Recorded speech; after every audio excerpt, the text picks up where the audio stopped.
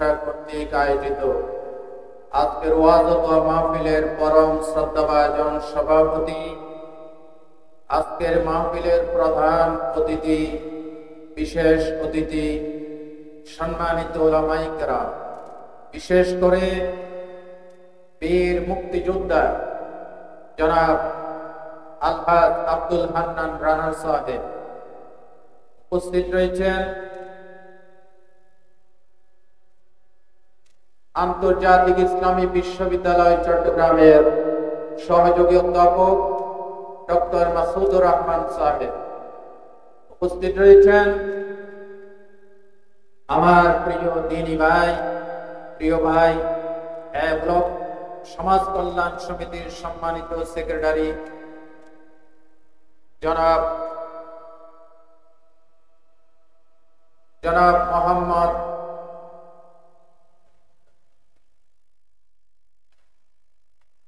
জামাল উদ্দিন তারেক ভাই উপস্থিত রয়েছেন, জানারবিল ঐক্য পরিষদের সম্মানিত সভাপতি প্রিয় ভাই জনাব লিয়াকত আলী ভাই, আমার সামনে উপস্থিত দিনদার, ইমানদার, কোরআন প্রিয়, ইসলাম প্রিয় সম্মানিত তাওহীদি জনতা, প্রিয় ভাইরা, বিশেষ করে অতি কাছের, অতি নিকটের, অতি মহব্বতে, মনে যাদের জায়গা, হৃদয়ের গভীরে যাদের স্থান, বিরকণ্ড সমতুল্য, যাদের সৌন্দর্যকে যারা হার মানায়, জাতির ভবিষ্যৎ কর্ণধার, আজকের উপস্থিত সকলকে তরুণ আর যুবক বন্ধুগণ, বিশেষ করে পর্দার আড়ালে হযরত আয়েশা সিদ্দিকা, মা ফাতেমাতুজ জহরা, মা খাদিজাতুল কুবরা রিদওয়ানুল্লাহি তাআলা আলাইহিম আজমাইন, ওনাদের উদ্দেশ্যে আজকের মাহফিলে আগত পরম শ্রদ্ধা মা এবং বোনেরা, সকলকে আমি শুরুতে ইসলামের শ্রেণী মোতাবেক সালাম আরজ করছি। আশা করছি আপনারা আমার সালামের জবাব আমার কানে পৌঁছাই দিবেন। আসসালামু আলাইকুম ওয়া রাহমাতুল্লাহি ওয়া বারাকাতুহু। আপনারা সবাই কেমন আছেন? আল্লাহ রাব্বুল ইজ্জত ওয়াল জালাল আজকে যে আমাদেরকে কোরআনের বাগান, কোরআন হাদিসের আলোচনার আসরে আসার বসার তৌফিক দিয়েছেন, এই জন্য আপনারা খুশি নাকি বেজার? খুশি হলে কি বলতে হয়? আসুন সকলে আমার রবের শিখানো ভাষায়, আল্লাহ রাব্বুল ইজ্জত ওয়াল জালালের নাযিলকৃত কোরআনের শিখানো ভাষায় সকলে একবার জবান ছেড়ে দিয়ে সকলে বলছে আলহামদুলিল্লাহ। সকলে বলুন রব্বানা লাকাল হামদ হামদান কাসীরা তাইয়্যিবান মুবারাকান ফীহি ইয়া রাব্বি লাকাল হামদু কামা ইয়ানবাগি লিজালালি ওয়াজহিকা ওয়া আযীমি সুলতানিকা। আপনারা দীর্ঘক্ষণ ধরে বসে আছেন, কোরআন শরীফ থেকে কিছু তাফসীর, রাসূলের জীবনী থেকে কিছু সুন্নাহ, হাদিসের বাণী শোনার জন্য, ঠিক কি না? নাকি এখানে গল্পগুজব শুনতে আসছেন? আমরা গল্পগুজব শুনতে আসি না, কোন পীর সাহেবের কেরামতির বয়ান শুনতে আসি না। কোন পীর সাহেব ফু দিয়ে পুকুর থেকে কই মাছ তুলে ভাজি করে খাওয়াইছে, বাংলাদেশ থেকে ফু দিয়ে মক্কা শরীফের কুত্তাকে দিয়েছে, এই সমস্ত বাজে আলোচনা শুনতে আমরা আসি। শুনতে আসছি এটা হচ্ছে বিজয়ের মাস ডিসেম্বর। সকলে জোরে বলেন, এটা বিজয়ের মাস ডিসেম্বর। বাংলাদেশের দামাল ছেলেরা বুকের তাজা রক্ত বিলিয়ে দিয়ে এই বাংলাদেশের বিজয় ছিনিয়ে এনেছেন। পাকিস্তান পাক হানাদার বাহিনীকে পরাজিত করে লাল সবুজের পতাকা আমাদের উপহার দিয়েছে। নদীর রক্ত পেরিয়ে বাংলার আকাশে রক্তিম সূর্য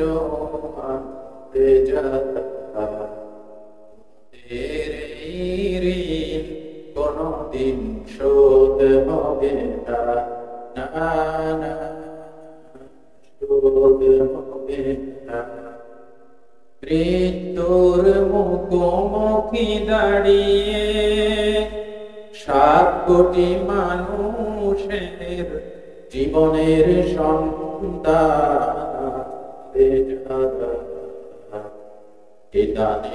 মহিমা কোনদিন ম্লান হবে না, ম্লান হবে না। যারা বুকের তাজা রক্ত বিলিয়ে দিয়ে বাংলাদেশকে আলাদা একটি ভূখণ্ড হিসেবে মানচিত্রে স্থান করে দিয়েছেন, তাদেরকে আমরা কোনদিন বলতে। কিন্তু আজকের এই মাহফিল থেকে আমাদেরকে সিদ্ধান্ত নিতে হবে, আমরা স্বাধীন ভূখণ্ড পেয়েছি, কিন্তু এখনো মানুষের গোলামি থেকে মুক্ত হতে পারি না। আজকে সিদ্ধান্ত নিতে হবে, এই জমিনকে সুন্দর করার জন্য, মানুষকে মানুষের গোলামি থেকে মুক্ত করার জন্য আল্লাহ তাআলা একটি কিতাব দিয়েছেন। কিতাবের নাম কি? সেই আল কোরআনের শিক্ষা দিয়ে এই সমাজ, এই দেশ, এই বিচারালয়, এই ব্যবসা বাণিজ্য, এই জীবন আচরণ কোরআন দিয়ে সবকিছু বিজয় করতে হবে ইনশাআল্লাহ। সেই সিদ্ধান্ত গ্রহণ করার আহ্বান জানিয়ে আজকের মাহফিলের তাফসীর শুরু করছি। আপনারা একবার বলেন ইনশাআল্লাহ। আচ্ছা, আপনারা বলেন তো, এত তাফসীর আমরা শুনলাম, আপনাদের মনে কি কখনো বিরক্তির উদ্রেক হয়েছে যে না আর শুনতে ইচ্ছে করে না? বিরক্তি আসছে? কেন আসে নাই?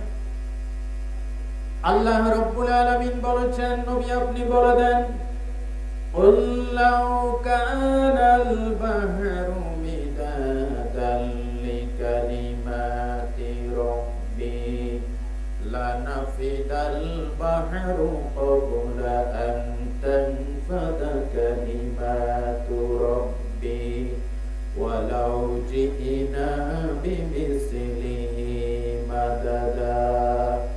আল্লাহ রাব্বুল আলামিন বলেন, ও নবী আপনি বলে দেন, তাম পৃথিবীর সমুদ্রের পানি, মহাসমুদ্রের পানি যদি কালি হয়ে যায়, আর পৃথিবীর গাছগুলি যদি বৃক্ষ হয়ে যায়, বৃক্ষগুলি যদি কলম হয়ে যায়, সেই কলমরূপী বৃক্ষ, কালিরূপী পানি, তাই দিয়ে যদি আমার রবের ব্যাখ্যা লেখা যদি শুরু হয়ে যায়, লিখতে লিখতে 7 সমুদ্রের পানি শেষ হয়ে যাবে, বৃক্ষরূপী কলমগুলি শেষ হয়ে যাবে, আমার রবের কালামের ব্যাখ্যা লেখা কোনদিন শেষ হবে না।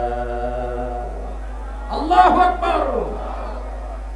সাগরের জলকে কালি করে, গাছের পাতাকে কাদা করে, তোমার মহিমা লেখা শেষ হবে না, যদিও লিখি প্রভু জীবন পরে। ঠিক কিনা বলেন? আসুন, সেই মহাসমুদ্রের চাইতে বিশাল, যে সমুদ্রের কোন তলদেশ স্পর্শ করা সম্ভব নয়, সেই মহাগ্রন্থ আল কোরআন থেকে আমরা একটি সূরা থেকে তাফসীর করব। মাদ্রাসা কর্তৃপক্ষ আমাকে বলেছিলেন সূরা ইখলাসের তাফসীর করার জন্য। আসুন আমরা আগে সূরাটা একবার তেলাওয়াত করে নেই, শয়তানের ওয়াসওয়াসা থেকে সকলে পানাহ চেয়ে নেন। আউযু বিল্লাহি মিনাশ শাইতানির রাজীম। বিসমিল্লাহির রাহমানির রাহিম। قُلْ هُوَ اللَّهُ أَحَدٌ اللَّهُ الصَّمَدُ لَمْ يَلِدْ وَلَمْ يُولَدْ وَلَمْ يَكُنْ لَهُ كُفُوًا أَحَدٌ সাদাকাল্লাহুল আযীম। অভিশপ্ত লানতপ্রাপ্ত শয়তানের ওয়াসওয়াসা থেকে পানাহ চাই পরম করুণাময় এবং দয়ালু আল্লাহর নামে শুরু করছি। আল্লাহ পাক বলছেন, কুল হুয়াল্লাহু আহাদ, সে he is Allah the one and only. নবী আপনি বলুন আল্লাহ হচ্ছে একক অদ্বিতীয়। এরপর আল্লাহ তাআলা বলছেন আল্লাহুস সামাদ, আল্লাহ দি ইটারনাল অ্যাবসলিউট। আল্লাহ হচ্ছে অমুখাপেক্ষী বেনিয়াস, তিনি কারো মুখাপেক্ষী নন। লাম ইয়ালিদ ওয়া লাম ইউলাদ, হি begets not nor was he begotten, তিনি কাউকে জন্ম দেন নাই, তিনিও কারো কাছ থেকে জন্ম নেন নাই। ওয়ালাম ইয়াকুল লাহু কুফুয়ান আহাদ, and there is none comparable unto him, আসমান জমিনে আল্লাহর সমকক্ষ কেউ নাই। এ হচ্ছে আমার আয়াতের শাব্দিক অনুবাদ। আসুন আমরা প্রথমে শানে নুজুলটা শুনি। যে কোন সূরা নাজিলের একটা প্রেক্ষাপট থাকে। সূরা আল কাউসার কখন নাজিল হয়েছিল, সূরা ইখলাস কখন নাজিল হয়েছিল।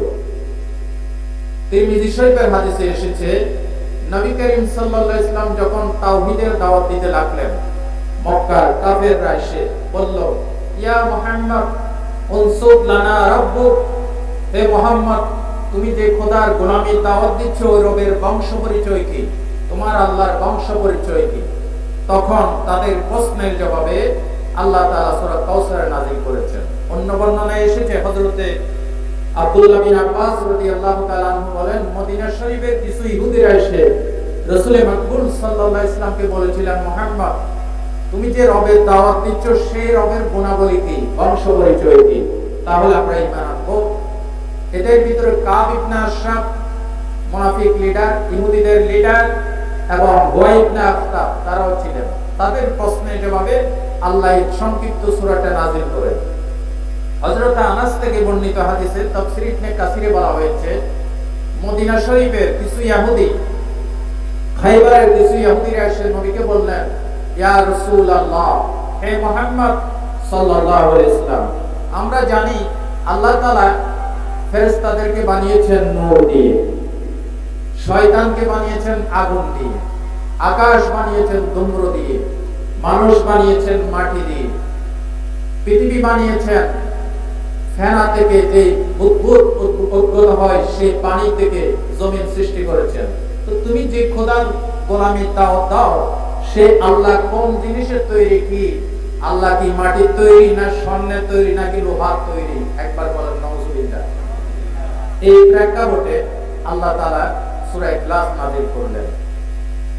আপনারা একটা জিনিস লক্ষ্য করেন, কোরআন শরীফে যত সূরা আছে সূরার ভিতর থেকে একটি নাম চয়েস করে সূরার নাম রাখা হয়েছে। যেমন সূরাতুল বাকারা, বাকারা শব্দটি সূরা বাকারার ভিতরে আছে।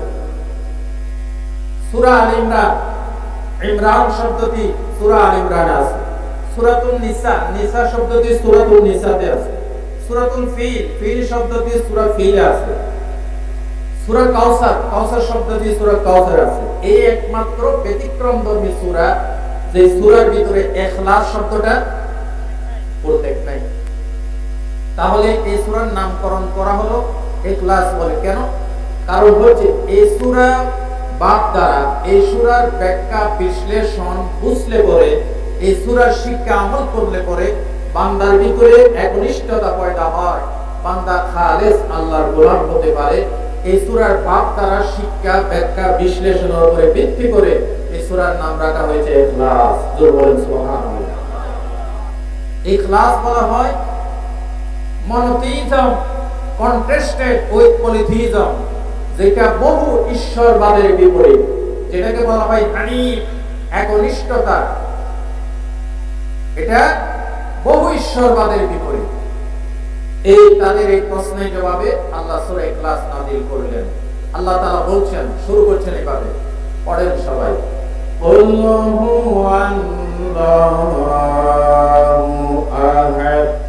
আল্লাহ বলছেন আল্লাহ একক। আল্লাহ কিন্তু এক নয়, একক।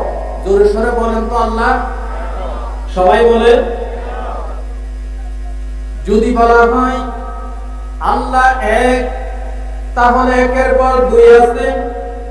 যদি বলা হয় ওয়ান, ওয়ানের পরে টু আছে। যদি বলা হয় ওয়াহিদ, আরবিতে ওয়াহিদের পরে ইসনান আছে। যদি বলা হয় আহাদ, তাহলে বুঝতে হবে এটা সংখ্যা বোঝানো হয় নাই, আহাদ মানে একক আল্লাহকে বোঝানো হয়েছে। সম্মানিত ভাইরা,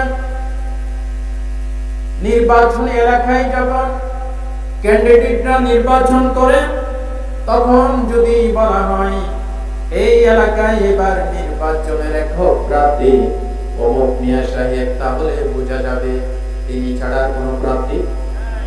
যদি বলা হয় উনি একজন প্রার্থী, তাহলে বোঝা যাবে দ্বিতীয় আরেকজন। যদি বলা হয় উনি এই এলাকার একক প্রার্থী, তাহলে কি বুঝবেন তিনি ছাড়া আর কোনো প্রতিদ্বন্দ্বী নাই। আল্লাহ রাব্বুল আলামিন এই সূরার ভিতরে বলছেন, কুল হুয়াল্লাহু আহাদ, নবী আপনি বলে দেন আল্লাহ একক অদ্বিতীয়। যদি বলা হতো আল্লাহ, তাহলে দুইয়ের সম্ভাবনা ছিল। সেই দাবিকে নাকচ করে দিয়ে আল্লাহ রাব্বুল আলামিন পরিষ্কার করে বলছেন আল্লাহ রাব্বুল আলামিন হচ্ছে আহাদ, একক, তিনি ছাড়া কোনো ইলাহ নাই, কোনো মাবুদ নাই। ঠিক কি না বলেন? আল্লাহ রাব্বুল আলামিন কোরআন শরীফের ভিতরে সূরা আনামের ভিতরে বলেছেন, ও নবী আপনি বলে দেন কুল ইন্নামা ইলাহু ওয়াহিদুন ওয়া ইন্নানি বারিউম মিম্মা তুশরিকুন। নবী আপনি বলে দেন আল্লাহ হচ্ছে একক এবং অদ্বিতীয়, তিনি ছাড়া কোনো ইলাহ নাই। তোমরা আল্লাহর সাথে যাদেরকে শরীক করছো, আমি তার থেকে সম্পূর্ণ পবিত্র, মুক্ত। আল্লাহ রাব্বুল আলামিন সূরা তাওবার ভিতরে বলেছেন, ও নবী আপনি বলে দেন ওয়া মা উমিরু ইল্লা লিয়াবুদু ইলাহান ওয়াহিদা লা ইলাহা ইল্লা হুয়া সুবহানাহু আম্মা ইউশরিকুন। আল্লাহ পাক বলেন, নবী আপনি বলে দেন তোমাদেরকে একক আল্লাহর, অদ্বিতীয় আল্লাহর উপাসনা করার জন্য, একক আল্লাহর ইবাদত করার জন্য তোমাদেরকে আদেশ করা হয়েছে। তিনি ছাড়া কোনো ইলাহ নাই এবং তোমরা আল্লাহর সাথে যাদেরকে শরীক করো তার থেকে তিনি সম্পূর্ণ মুক্ত। সুবহানাল্লাহ। ভাই বন্ধুগণ, আল্লাহ ছাড়া যাদের গোলামি করা হয়, পূজা করা হয়, তাদের সম্পর্কে আল্লাহ তাআলা সূরাতুল হজের ভিতরে বলেছেন, ইন্নাল্লাযীনা তাদউনা মিন দুনিল্লাহ লা ইয়াখলুকু যুবাবান ওয়া লাবিস্তামাউ লাহু ওয়া ইয়াসলুবুহুমুয যুবাবু শাইয়ান লা ইয়াস্তানকিযুহু মিনহু দু'ফাত তালিবু ওয়াল মাতলুব। আল্লাহু আকবার। আল্লাহ তাআলা বলেন, নবী আল্লাহ ছাড়া যাদেরকে ডাকা হয় তারা তো মাছির মতো ক্ষুদ্র একটি প্রাণীও তারা বানাতে পারে না। আপনারা বলেন পারে নাকি? আরো জোর করুন। মাছির মতো ছোট্ট একটি প্রাণীও তারা বানাতে পারে না। এমন কি মাছি বানানো তো দূরের কথা, এতগুলি হাত সাথে তাদের সামনে যে খানা রাখা হয়, আল্লাহ পাক বলেছেন একটা মাছি এসে যদি খানাগুলি মুখে করে উড়াই নিয়ে যায়, একটা টোকা দিয়ে একটা মাছিকে উড়াই দেওয়ার ক্ষমতা তাদের নাই। ঠিক কিনা বলেন? আল্লাহ রাব্বুল আলামিন সূরাতুন নাহলের ভিতরে বলছেন, ওয়াল্লাযীনা ইয়াদউনা মিন দুনিল্লাহি লা ইয়াখলুকুনা শাইয়্যান ওয়া হুম ইউখলাকুন। ও নবী আপনি বলে দেন আল্লাহকে বাদ দিয়ে যাদের গোলামি করা হয় তারা তো কিছুই সৃষ্টি করতে পারে না, বরং তারাই সৃষ্ট। কথা ঠিক কিনা বলেন? ইমাম আযম আবু হানিফা রাহমাতুল্লাহ আলাইহির কাছে এক নাস্তিক এসে প্রশ্ন করেছিলেন, ইমাম আবু হানিফা আল্লাহ সম্পর্কে আজকে আল্লাহর অস্তিত্ব সম্পর্কে আপনাকে কয়েকটা প্রশ্ন করতে চাই।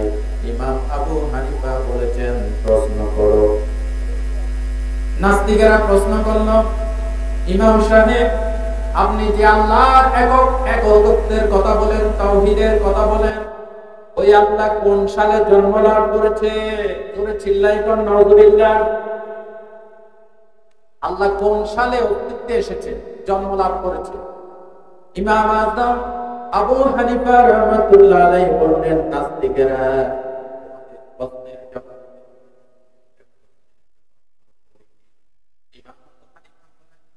আগে আমাকে জবাব দাও, চারের পূর্বে কি বলে চারের পূর্বে তিন, তিনের পূর্বে কি বলে তিনের পূর্বে দুই, দুইয়ের পূর্বে কি বলে দুইয়ের পূর্বে এক, একের পূর্বে কি বলে একের পূর্বে তো কিছুই নাই। দেব ইমাম আবু হানিফা বলেন, নাস্তিক রে, তোমাদের বানানো সংখ্যা গাণিতিক সংখ্যা, জিরোর আগে একের আগে জিরো ছাড়া কিছু নেই।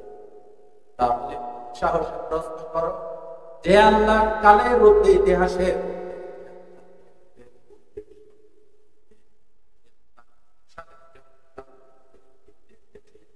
সাহসে এই প্রশ্নটা করবে। এবার নাস্তিকেরা প্রশ্ন করল, ইমাম সাহেব, আমাদের দ্বিতীয় প্রশ্ন হলো, আপনার আল্লাহ কোন মুখী অবস্থান করছেন? কি উত্তরমুখী নাকি দক্ষিণমুখী নাকি পূর্বে নাকি পশ্চিমে? ইমাম আবু হানিফা বলেন, নাস্তিকেরা শোনো, তোমরা যদি একটা মোমবাতি জ্বালাও, এই মোমবাতির আলো কি একদিকে আলো দেখ নাকি চতুর্দিকে? নাস্তিকেরা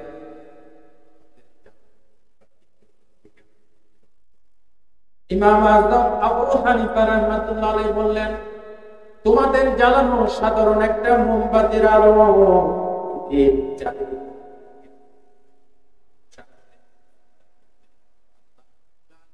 তিনি আসমান জমিনের আলো, তিনি কোন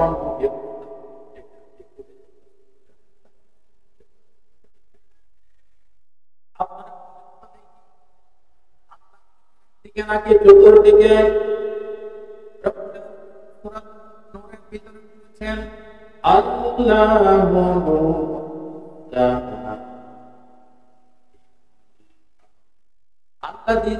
Allah is the light of the heavens and the earth. আল্লাহ হচ্ছে আসমান জমিনের আলো। বর্তমান বিজ্ঞানীরা আবিষ্কার করেছেন, এই পৃথিবীতে যত আলো পাওয়া যায় সব কিছু আল্লাহ দিয়েছে। বর্তমান বিজ্ঞানীরা রিসার্চ করেছেন, গবেষণা করেছেন, এই যে চোখের উপরে ভ্রু আছে, সকলের আছে না? সকলের আছে কিনা? একটা চোখের ভ্রুকে যদি আপনি উঠাইয়া আপনি এটাকে যদি বিভাজন করেন, তাহলে ক্ষুদ্র ক্ষুদ্র যে পরমাণু পাওয়া যাবে, এখানের ভিতর অনেকগুলি উপাদান পাওয়া যায়। এর ভিতর একটি হচ্ছে ইলেকট্রন, আলো। একটা মাটির কণা, এটাকে যদি বিভাজন করা হয়, তাহলে যে ক্ষুদ্র ক্ষুদ্র পরমাণু পাওয়া যাবে, সেখানে আছে ইলেকট্রন, নিউট্রন ইত্যাদি। মাটির 7টি উপাদান রয়েছে, এর ভিতর একটা হচ্ছে আলো, লাইট। সূর্যের আলো, মাটির আলো, মানুষের বডির ভিতরে আলো, এই সবগুলি আলোকে দিয়েছেন। নাস্তিকেরা ইমাম আবু হানিফাকে প্রশ্ন করে, আপনার আল্লাহ কোন দিকে অবস্থান করছেন? আসলে এই পৃথিবীটা কার? বলে, তাহলে আপনারা জোরসোর চিল্লাই বলেন তো, আল্লাহ কি একদিকে না সর্বদিকে? আল্লাহ রাব্বুল আলামিন সূরাতুল বাকারার ভিতরে বলেছেন, ওয়ালিল্লাহিল মাশরিকু ওয়াল ফাআইনামা তুওয়াল্লু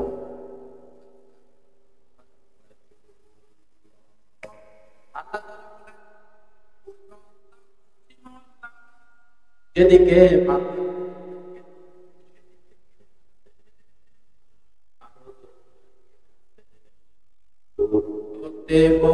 দূরে বৃষ্টির অগোচরে চুনি চুপাড়া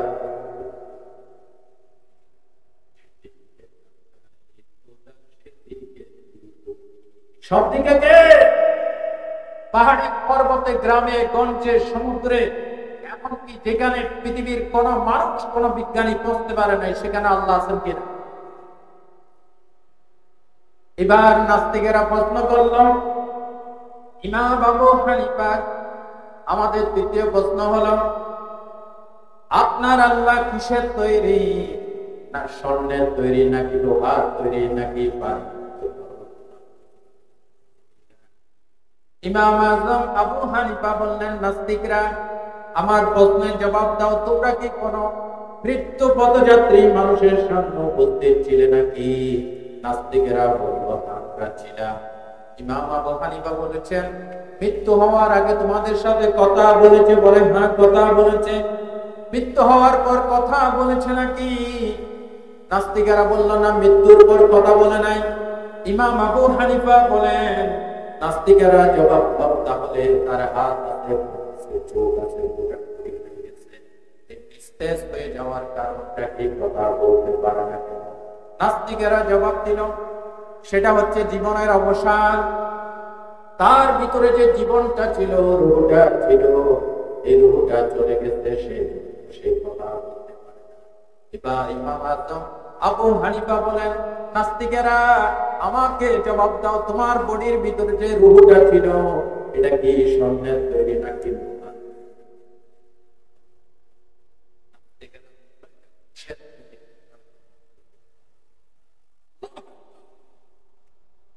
এবার ইমাম আজম আবু হানিফা রাহমাতুল্লাহ আলাইহি বললেন, 60 বছর, 70 বছর, 100 বছর পর্যন্ত তোমার বডির ভিতর যে রূহটা ছিল, রূহের মালিক সাহসে প্রশ্ন করেছে। ভাই বন্ধুগণ, আল্লাহ রাব্বুল আলামিন এই জন্য জবাব দিয়েছেন, সকলে পড়েন, আল্লাহু আল্লাহ।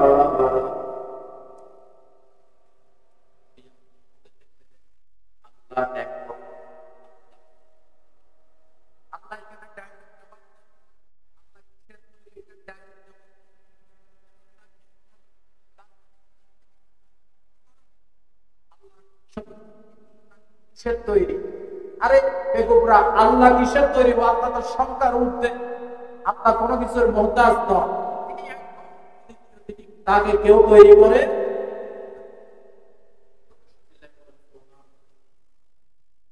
এই একটি আয়াতের তাফসীর যদি দেওয়া হয়, ঘন্টার পর ঘন্টা চলবে। দ্বিতীয় আয়াতে আল্লাহ তাআলা বলছেন, আল্লাহুর সামাদ, আল্লাহ দি ইটারনাল, অ্যাবসলিউট। আল্লাহ হচ্ছে বেনিয়াস, তিনি কারো মোকাবেক কি? নাস্তিকেরা প্রশ্ন করেছিল, আল্লাহ কি তামার তৈরি নাকি লোহার তৈরি? আল্লাহ হচ্ছেন, তিনি তামার মুহতাজ নন, লোহার মুহতাজ নন। আল্লাহুস সামাদ, আল্লাহ কারো মোকাবেক কি নন। জোরে চিল্লাইয়ে বলুন সুবহান। সমাদের অনেকগুলো অর্থ, ওইদিকে গেলে আমি তাফসীর করতে পারবো না। আপনারা জোরে চিল্লাই বলেন তো, আল্লাহ কি কারো মুহতাজ? আরো জোরে বলতে হবে, আল্লাহ কি কারো মুহতাজ? বরং পৃথিবীর নবী বলেন, রাজা বলেন, বাদশা বলেন, সবাই কার মুহতাজ? আল্লাহ রাব্বুল আলামিন সূরা ফাতিরের ভিতরে বলেছেন, ইয়া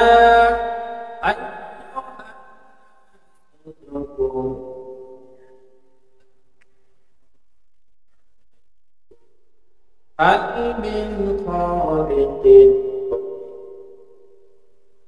ইয়ারযুকুকুম মিনাস সামাই। আল্লাহ তাআলা বলেন, ও মানব জাতি, তোমাদের উপর আল্লাহর নিয়ামত যে দিয়েছেন, এই নিয়ামতের কদর করো।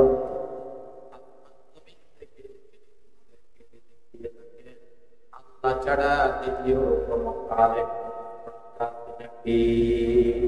দূরে চিল্লায় কোন আছে? আমরা রিজিক পাই কার পক্ষ থেকে পাই? আমাদেরকে হায়াত দিয়েছেন কে? সূর্যের আলো দিয়েছেন কে?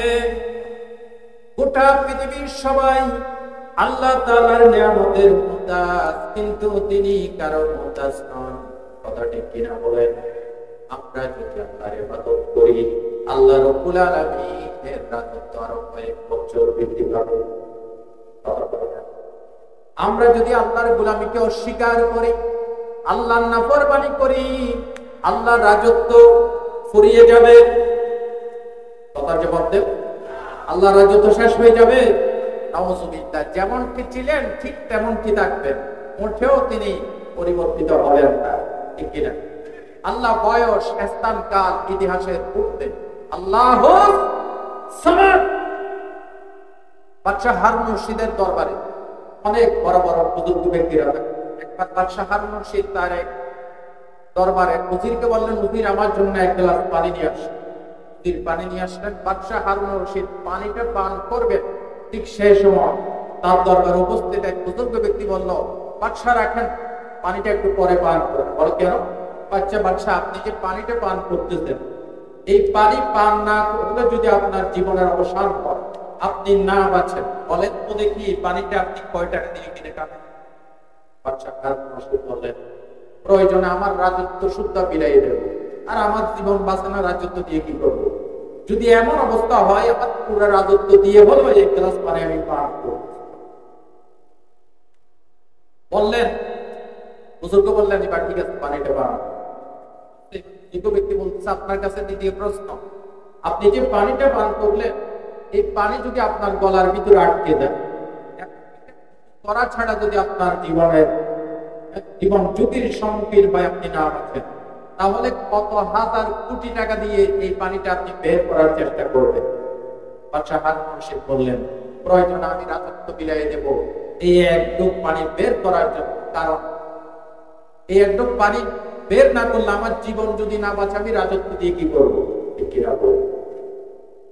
এবার বুজুর্গ ব্যক্তি বলেন, বাদশাহ, যে আল্লাহর রাজত্বের সামনে, যে আল্লাহর এক গ্লাস পানির সামনে আপনার গোটা রাজত্ব অসহায় হয়ে যায়, আল্লাহ রাব্বুল আলামিন আমাদের, তাহলে সে আল্লাহর কাছে আমরা সবাই ওই আল্লাহ রাব্বুল আলামিন কারণ হযরত মুসা কালিমুল্লাহ একবার পাহাড়ি রাস্তা দিয়ে যাচ্ছিলেন। কতদূর যাওয়ার পর দেখলেন গুহার ভিতরে আল্লাহর বান্দা ইবাদত করে। হযরত মুসা কালিমুল্লাহ ওই পাহাড়ের গুহায় ঢুকলেন তাকে দেখার জন্য। বুজুর্গ ব্যক্তি যখন মুসা কালিমুল্লাহকে দেখলেন, বললেন, আপনি কে? হযরত মুসা কালিমুল্লাহ বললেন, আমি এই জামানার পয়গম্বর হযরত মুসা কালিমুল্লাহ। এবার ওই বুজুর্গ ব্যক্তি বলতেছেন, আল্লাহর নবী মুসা, আমি গুহার ভিতরে 100 বছর যাবত নিরবচ্ছিন্ন ইবাদত করে যাচ্ছি, কোথাও যাই নাই গুহা ছেড়ে। বছরের পর বছর 100 বছর পর্যন্ত এই গুহার ভিতরে আল্লাহর আপনি তো আল্লাহর সাথে কথা বলেন, আল্লাহকে জিজ্ঞাসা করবেন, আমি যে 100 এর বিনিময়ে আল্লাহ আমাকে কি দিবে? ঠিক আছে, আল্লাহকে যখন জিজ্ঞাসা করলেন, রব্বুল আলামিন মুসাকে বললেন, মুসা রে, তার প্রশ্নের জবাব আমি দেব না।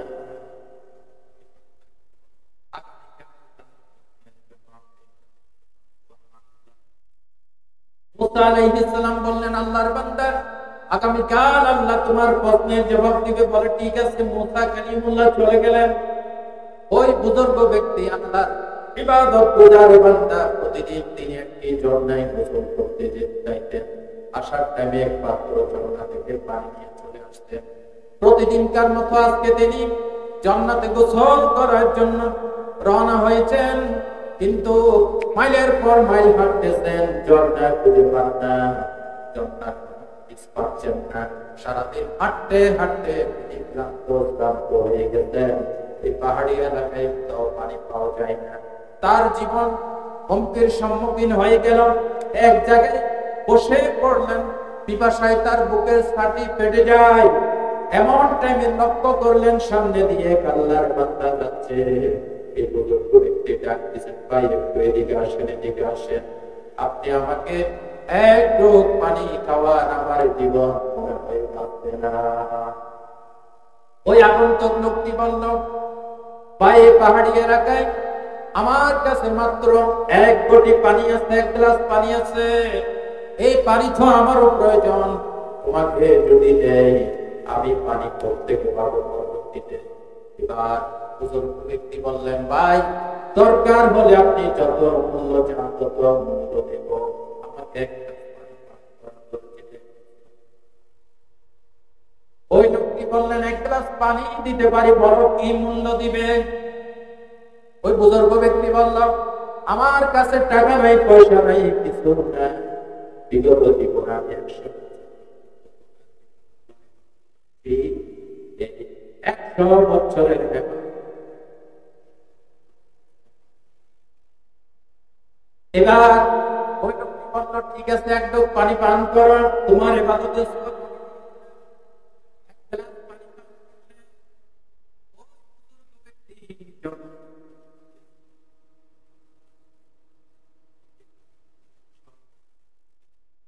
মুসা আলাইহিস সালাম এবার বুজুর্গের কাছে আসলেন। বুজুর্গ ব্যক্তি বলছে, আল্লাহর নবী মুসা, আমার প্রশ্নের জবাব পেয়ে গেছি। মুসা আলাইহিস সালাম বললেন, আল্লাহ সব ঘটনা জানেন, 100 বছরের ইবাদতের বিনিময়ে এক গ্লাস পানি পেয়েছো। তুমি বলেছিলে 100 বছরের ইবাদতের বিনিময়ে আল্লাহ তোমাকে কি পুরস্কার দিবে। এবার আমাকে জবাব দাও, এক গ্লাস পানির বিনিময় তুমি 100 বছরের ইবাদত দিয়ে ফেলেছ। বিগত জীবনে তোমার এই হায়াতে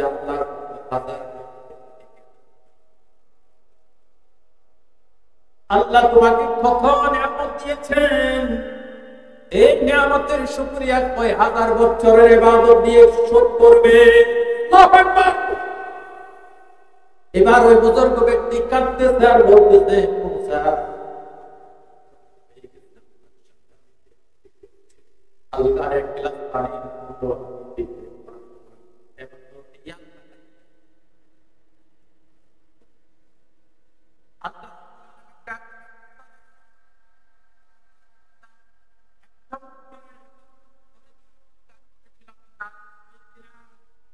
এবার 100 বছরের ইবাদত হারিয়ে আমার বান্দার ভিতরে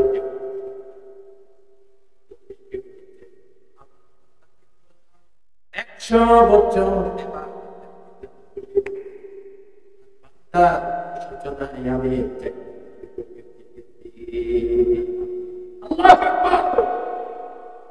ভাই বন্ধুগণ, সকলে আল্লাহর মুহতাজ, রাজা বলেন, বাদশা বলেন, আল্লাহর নিয়ামত ছাড়া এতগুলি নিয়ামত দিয়েছেন। আল্লাহর নাম নিতে পারবেন, আল্লাহর নাম নিলে কি গুনাহ হবে? দূরে চিল্লাই বলেন তো, আমাদেরকে রিজিক দিয়েছেন কে? আল্লাহুস সামাদ। চমৎকার নাম।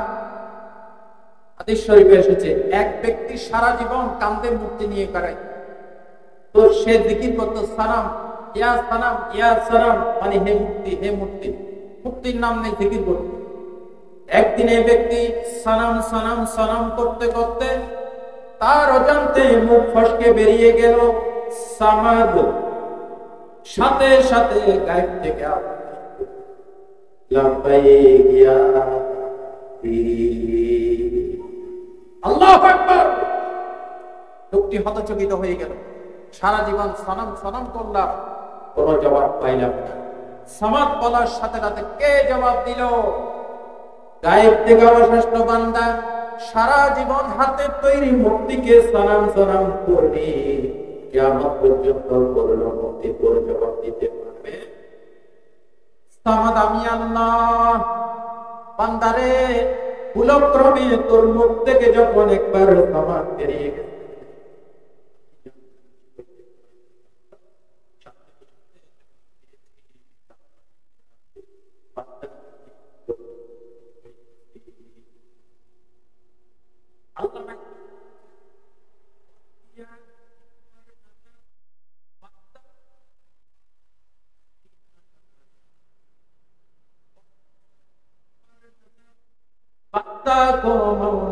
कर दिया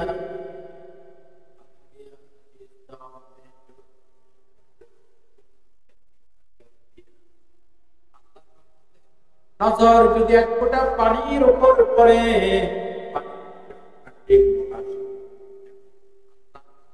নজর যদি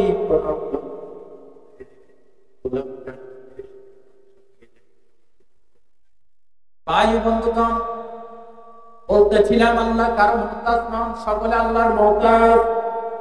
এই পৃথিবীতে যত প্রাণী আছে সমস্ত প্রাণীর জীবিকার দায়িত্ব কে নিয়েছেন? হযরত সুলাইমান আলাইহিস সালাম গোটা পৃথিবী শাসন করতেন, পিঁপড়ার সাথে কথা বলতেন, পশু পাখির সাথে কথা বলতেন।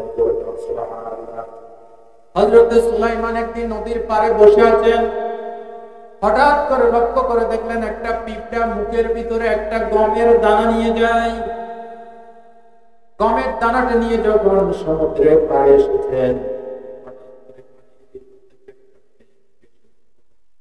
এই ব্যাঙটা হা করলো। এই পিঁপড়াটা যাইতে যাইতে ব্যাঙের মুখের ভিতরে দিয়ে পড়লো। দেখেন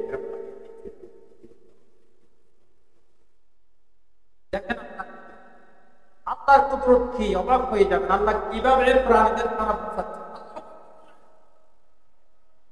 সুলাইমান আলাইহিস সালাম চিন্তা করলেন এই ব্যাঙ গেল কোথায়? এই পিঁপড়া ব্যাঙের মুখের ভিতর ঢুকলো, ব্যাঙ উধাও হয়ে গেল। কিছুক্ষণ পর লক্ষ্য করে দেখেন এই ব্যাঙটা সমুদ্রের তলদেশ থেকে আবার বেশ উঠল। সুবহানাল্লাহ বলতে ইচ্ছে করুন। ঠান্ডায় কি আপনাদের জবান আড়ষ্ট হয়ে আসতেছে? কথা বলতেছে আপনার আমি, কষ্ট হলে আমার হচ্ছে। আপনাদের কি সুবহানাল্লাহ বলতে কষ্ট হয়? সুবহানাল্লাহ বললে কার প্রশংসা করা হয়?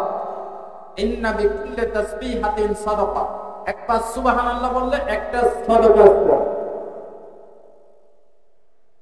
হযরত সুলাইমান মনে মনে চিন্তা করলেন গেল কোথায়? হঠাৎ করে দেখলেন ব্যাঙটা আবার পাড়ের উপর বসে।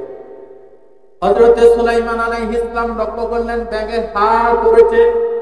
ওই পিঁপড়াটা আবার তার মুখ থেকে বেরিয়ে সমুদ্রের তীরে উঠে চলে যাচ্ছে। হযরত সুলাইমান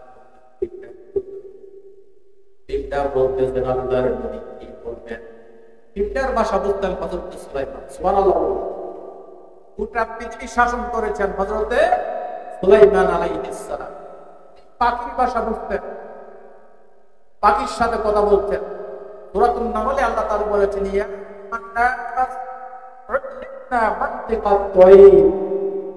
সুলাইমান আলাইহিস সালাম বলেছিলেন ও মানুষেরা শোনো, আল্লাহ আমাকে পাখির ভাষা শিক্ষা দিয়েছে। সুলাইমান আলাইহিস সালাম পাখির ভাষা বুঝেন, পিঁপড়ার ভাষা বুঝেন, এই জন্য তার ভিতরে একটু অহংকার আসতে পারে। দেখেন না লোকেরা যখন একটু ইংরেজিতে কথা বলতে পারে কি অহংকার, কথা বলতে পারে, আমি উর্দুতে কথা বলতে পারি, ঠিক কিনা? আরে ভাই ইংলিশে কথা বলতে পারেন তাতে কোনো বাহাদুরি করার কিছু নাই। ইংল্যান্ডে আমেরিকায় রাস্তায় যারা ঝাড়ু দেয় তারাও ইংরেজিতে কথা বলে, ঠিক কিনা বল? আরবিতে কথা বলতে পারে, বাহাদুরি দেখে। আরে ভাই বাহাদুরি করবেন কে? তারা মক্কা শরীফে ঝাড়ু দেয় তারাও আরবিতে কথা বলে। সুতরাং সুলাইমান আলাইহিস সালাম, আমাদের দেশে কিছু লোক আছে ইংরেজি কইতে পারে না, তারপরও উল্টো কইয়া একবারে ইংরেজি কইয়া নিজেকে মডার্ন সাজতে চায়, আছে কিনা? বক্তৃতায় অনেক সময় বলে থাকি এক লোকে বলতেছে বহু রক্তের বিনিময় বাংলাদেশ স্বাধীন হয়েছে, কতই কথা ইংলিশ করা আমি লাইক করি। স্যার আপনি একটা কই বলছেন আই এম সরি, ওই যে আরেকটা কইছে আই এম এক্সট্রিমলি সরি। এই হচ্ছে আমাদের অবস্থা, ঠিক কিনা বলেন? আর ভাই ইংরেজিতে জানে না তার কাছে ইংলিশ কয়ে কোনো লাভ আছে? যারা জানে তাদের কাছে গ্রাম দেশের লোক চাষাবাদ করে, এর কাছে ইংরেজ দেশে জিজ্ঞাসা করলো হোয়াট ইজ স্যার আমি তো ইংলিশ বুঝি না, হোয়াট ইজ স্কিল নেম কইয়া কি কইছেন জানি না, ভালো কইলেন তো কইলেন, যদি হোয়াট ইজ স্কিল নেম কইয়া যদি গাল দিয়ে থাকেন আপনার 14 গোষ্ঠীকে হোয়াট ইজ। সুতরাং সুলাইমান আলাইহিস সালাম দেখেন নবীরা কত বিনয়ী, সুবহানাল্লাহ বলতে করুন।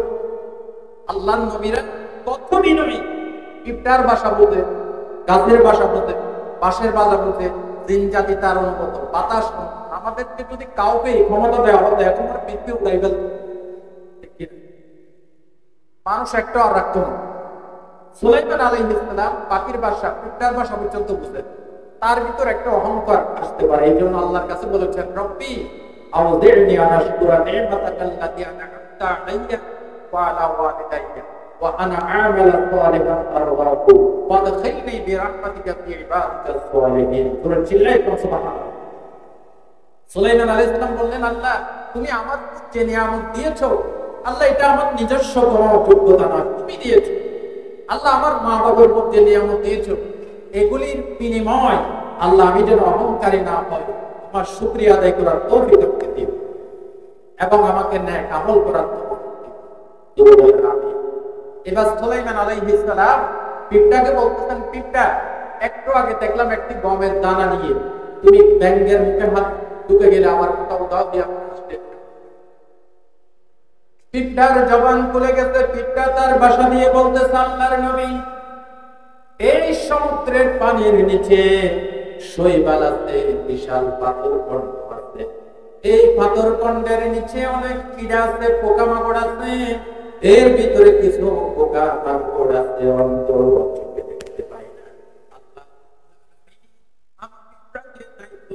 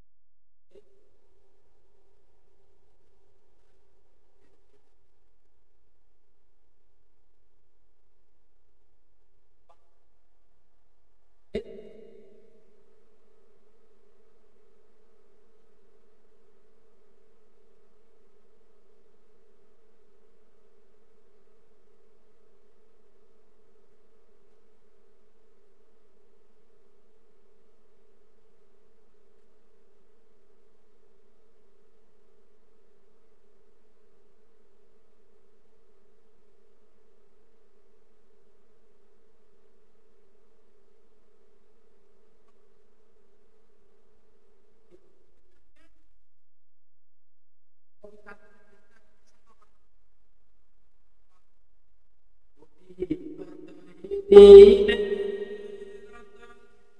পাইবে রাদার পুত্র খোদা পেলে, খোদা পেলে পানি চাই না, পানি কোথা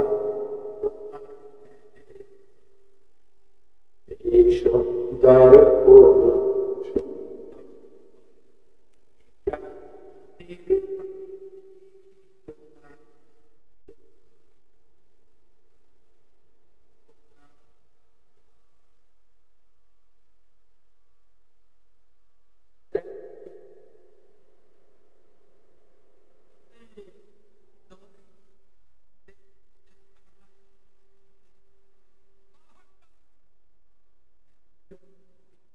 দিলে মোরে তবে নিতে হতে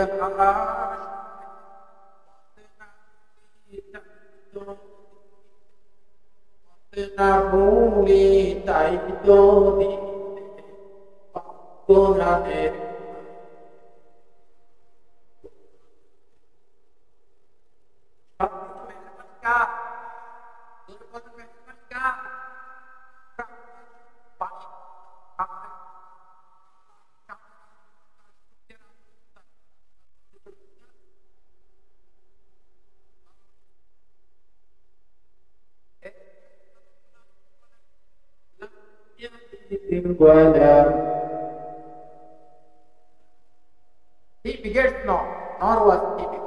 তিনি কাউকে জন্ম দেন নাই, তিনিও কারো কাছ থেকে জন্ম। একটি কথা বলেন, যারা জন্ম নেয় তারা কি মরে নাকি মরে? আরো তো রকম জন্ম যার আছে, মৃত্যু আমরা কোনদিন মরে যাবে, মরে যাবে।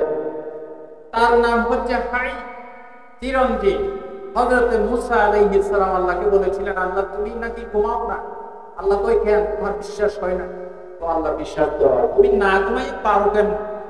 আল্লাহ বলে মুসা উঠতে যাও, আল্লাহর কথা বলে মুসা ঠিক আছে।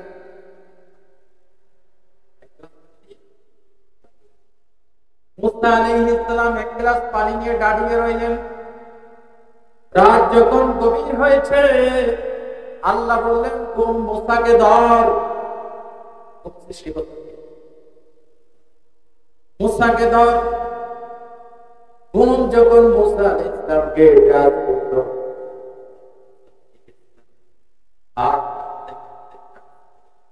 এরপরে হঠাৎ করে মাটির উপরে পড়ে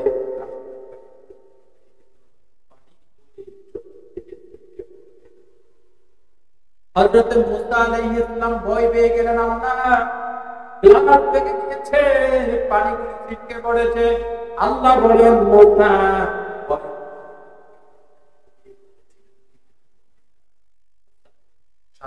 গ্লাস পানি নিয়ে কিরাত দাঁড়িয়ে থাকতে পারবে না।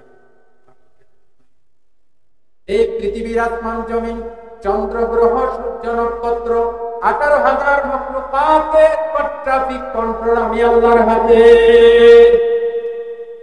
আমি আল্লাহ যদি ঘুমাই যাই, আসমান জমিন লন্ড ভন্ড হয়ে যাবে, পৃথিবী আর চলবে না। আল্লাহু আকবার, জোরে তাকবীর দেন, আল্লাহু আকবার।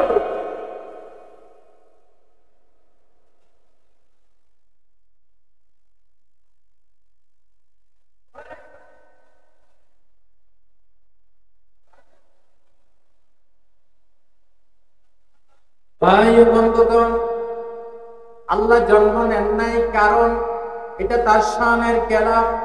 জন্ম নিলে মৃত্যু বরণ। দ্বিতীয় কারণ হচ্ছে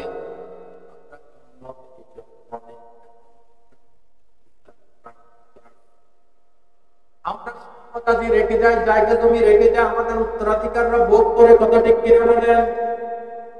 আল্লাহ এমন এক সত্তা, তিনি বংশ বিস্তার করার মতো, তিনি যেভাবে আছেন সেভাবে ছিলেন।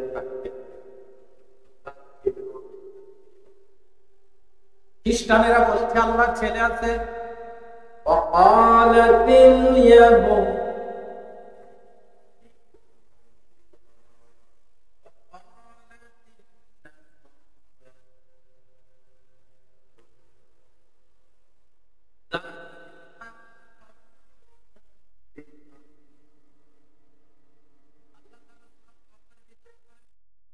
ইহুদিরা বলে উযাইর আলাইহিস সালাম আল্লাহর ছেলে, নবুয়্যত পেয়েছে। খ্রিস্টানরা বলে ঈসা আলাইহিস সালাম আল্লাহর ছেলে। শেষ পর্যন্ত ঈসা উযাইরের ছেলে মানে তো তারা বলেছে না হানু আবনাউল্লাহ। ঈসা উযাইর খ্রিস্টান আছে সবাই আল্লাহর ছেলে, আল্লাহর নাতি বলে। তাহলে ধরে চিল্লাই বলেন তো আল্লাহর কোন ছেলে মেয়ে আছে? যদি আল্লাহর ছেলে থাকতো তাহলে পৃথিবী কি সুন্দরভাবে চলতো? আল্লাহ সুন্দর চমৎকার জবাব দিয়েছেন সূরা আম্বিয়াতে, লাউ কানা ফীহিমা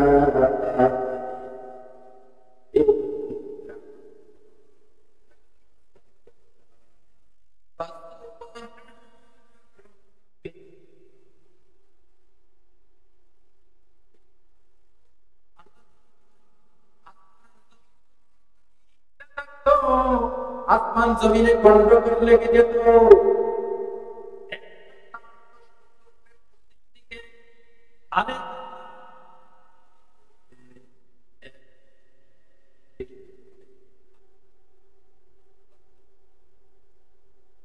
এই জন্য আল্লাহর কোন ছেলে মেয়ে নাই, আল্লাহর কোন শরীক। দেখেন তাওহীদ বান্দার নিঃশ্বাসে বিশ্বাসে দিয়ে তোলার জন্য আল্লাহ প্রতি ইবাদতের ভিতর তাওহীদকে, তাওহীদের বিস্ফোরণ করে দিয়েছেন। বললে বুঝবেন, আমরা যখন নামাজে ওযু করি সেখানে তাওহীদের কথা আছে না নাই? কি মুসলিম শরীফের হাদিসে এসেছে, তিরমিজির হাদিসে এসেছে, রাসূলুল্লাহ বলেছেন মান তাওয়াদ্দা ফাআদানা সুম্মা ক্বালা আশহাদু ইল্লাল্লাহ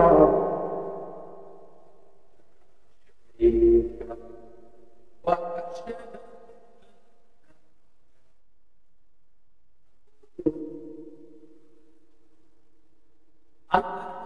আল্লাহর কোন বান্দা বান্দি যদি ওযু করার পর এই বাক্যটা পাঠ করে আশহাদু আমি সাক্ষ্য দিচ্ছি আল্লাহ ইলাহা আল্লাহ ছাড়া কোনো ইলাহ, তোরা বলেন আল্লাহ ছাড়া কোনো মাবুদ।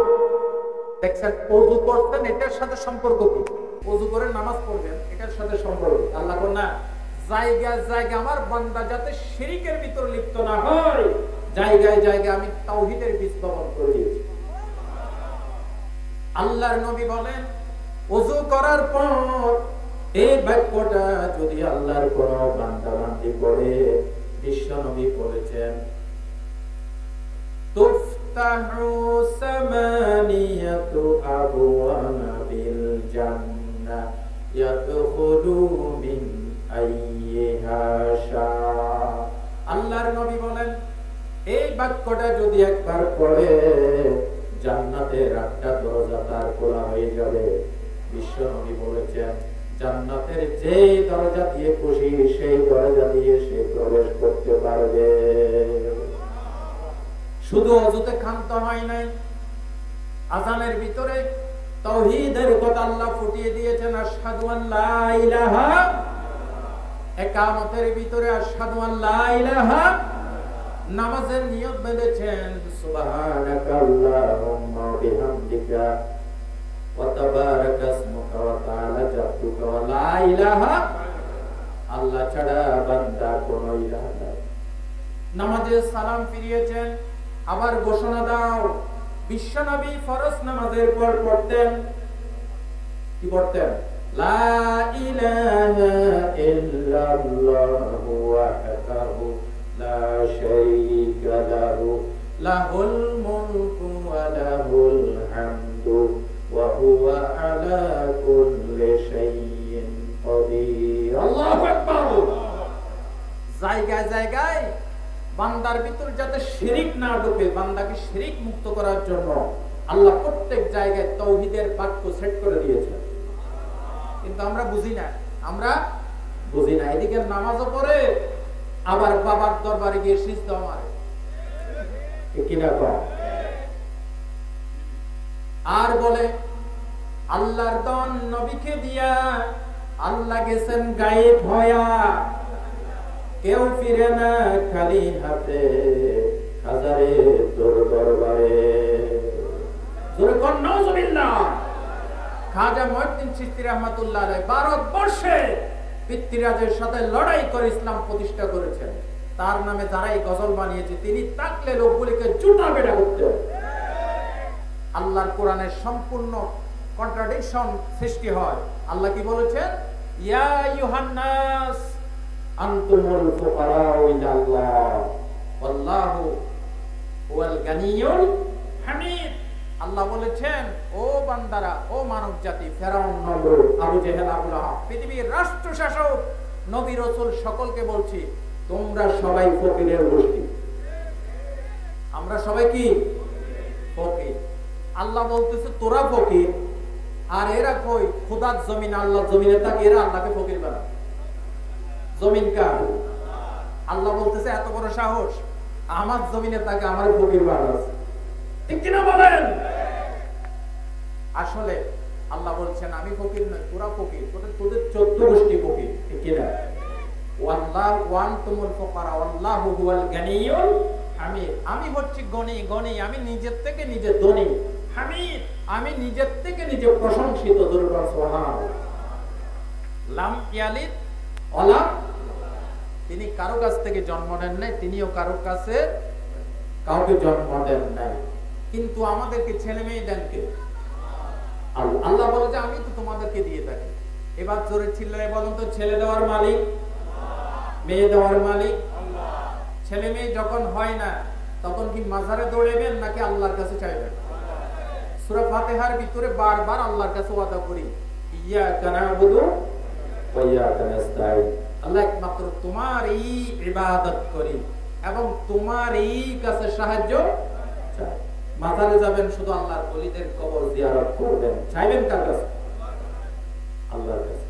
মুসা আলাইহিস সালামের দরবারে একবার এক মহিলা এসে বললেন, আপনি তো আল্লাহর নবী, আমার জন্য একটু খাস করে দোয়া করেন, আমার ছেলে মেয়ে নাই, আল্লাহ যেন আমাকে একটা নেককার সন্তান দেয়।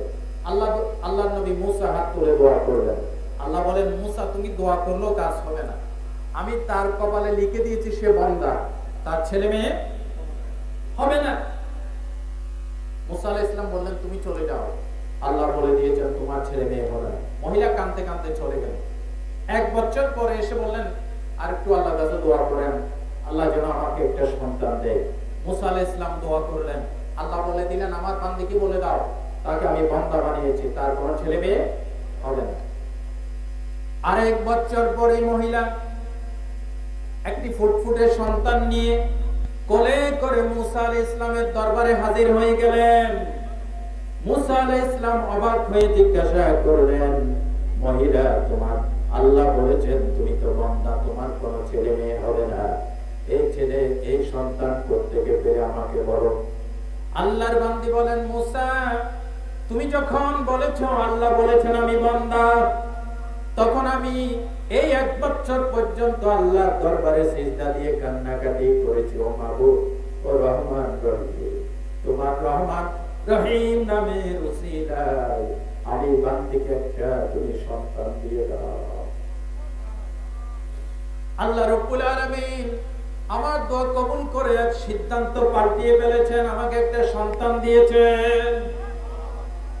আল্লাহ ডাক দিয়ে বলে, মুসা রে তুমি যখন আমার বান্দিকে বিদায় করে দিয়েছো, আমার বান্দি আমাকে এমন একটা নাম ধরে ডেকেছে রহমান রহিম বলে, আমি আর সইতে পারি নাই রে মুসা, আমার সিদ্ধান্ত আমার কুদরতের উপরে আমার অনুকম্পা আমার রহমত বিজয়ী হয়ে গেছে।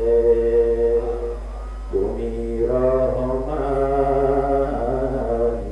তুমি মেহেরবান, জোরে বলেন তুমি রহমান তুমি মেহেরবান, অন্ধ গাহে না শুধু তোমারি গুণগান, বুঝে ও বুঝে না তব শান, তুমি রহমান তুমি মেহেরবান।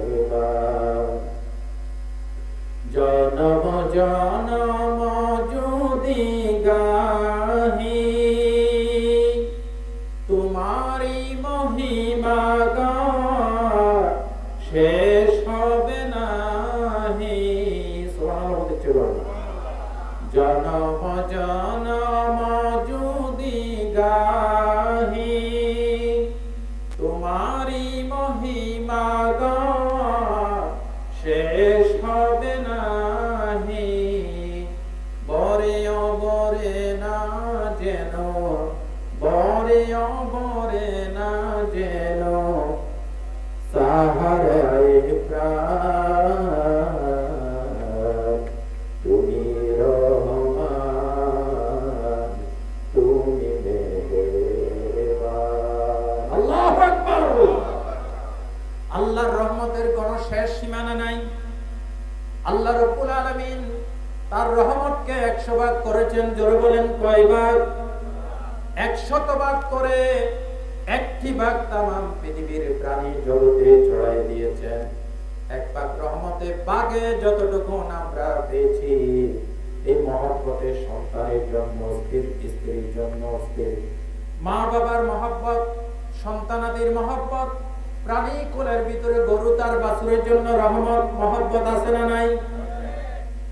প্রাণী জগতে একটি ভাগ রহমত ছড়িয়ে দেওয়ার পর পাকে কুদরতি কুদরত যতটুকু পেয়েছি তাতে যদি এত বেশি হয়, যে রবের কাছে যে মাবুদের কাছে 99টা ভাগ রহমত জমা আছে, আল্লাহর প্রতি বান্দার দয়া তার কত বেশি।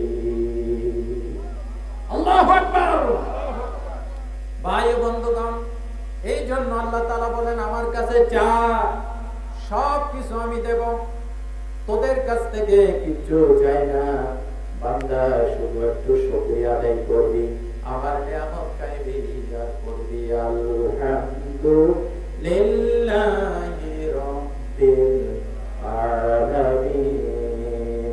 ভাই ও বন্ধুগণ, এই জন্য আল্লাহ তাআলা বলেছেন আল্লাহুস সামাদ, লাম ইয়ালিদ ওয়া লাম ইউলাদ, তিনি কাউকে জন্ম দেন নাই, তিনিও কারো কাছ থেকে জন্ম নেন নাই। এবার আসুন চতুর্থ আয়াতে আল্লাহ পাক বলছেন লাম ওয়া লাম ইয়াকুল লাহু কুফুয়ান আহাদ, ওয়া লাম ইয়াকুল লাহু কুফুয়ান and there is none comparable unto him। আসমান জমিনে আল্লাহর সমকক্ষ কেউ, জোরে চিল্লাই কোন আছে? কেউ নাই। রব্বুল আলামিন সূরাতুন নাহলের ভিতরে বলছেন ফালা তাদরিবু লিল্লাহিল আমসাল ওয়াল্লাহু ইয়ালামু ওয়া আনতুম লা তা'লামুন। আল্লাহর জন্য তোমরা মেসাল দিও না, আল্লাহর অনুরূপ কোন দৃষ্টান্ত সেট করিও না, যেহেতু আল্লাহর অনুরূপ দৃষ্টান্ত কিছু নাই। আমরাও শুনি, আল্লাহও শুনেন, ওই শোনায় কথা বলে। আমরা কতটুকু শুনি? এই একটা সীমানা, চতুর্দিকে একটা সীমানা থাকে, এর বাইরের আমরা শুনতে পাই না। কতটুকু দেখি? মনে করুন এখন আমি আপনাদের দিকে তাকাই আছি, এই মঞ্চের পিছনে কি হচ্ছে আমি দেখতেছি। আপনারা যে বসে আছেন আপনাদের পিছনে কি হচ্ছে আপনারা দেখতেছেন। তাহলে আমরা একটা নির্ধারিত সীমাবদ্ধর ভিতরে আমাদের দেখার দৃষ্টিশক্তি শেষ, এর বাইরে আমরা দেখিও না, শুনিও না। আল্লাহর অবস্থা কি এরকম? এরকম আল্লাহ কোথায় দেখেন না, কোথায় শুনেন না, এমন একটি জায়গার নাম বলেন আমাকে। এত আস্তে বলল, যারা জবাব দেন নাই তাদের দৃষ্টিতে আছে। আল্লাহ কোথায় দেখতে পান না? সব জায়গায় দেখতে পান। রব্বুল আলামিন বলেছেন কোরআন শরীফের ভিতরে وَيَعْلَمُ مَا فِي الْبَرِّ وَالْبَحْرِ وَمَا تَسْقُطُ مِنْ وَرَقَةٍ إِلَّا يَعْلَمُهَا। আল্লাহ তাআলা বলেন সমস্ত গায়বের চাবিকাঠি আমি আল্লাহর হাতে। আসমানে কি হয়, জমিনে কি হয় আমি জানি। এমনকি সমুদ্রের তলদেশে একটা পিঁপড়া যদি ক্ষুধার জ্বালায় চিৎকার মারে, বান্দারা কেউ তোমরা শুনতে পারি না, আমি আরশের মালিক সেই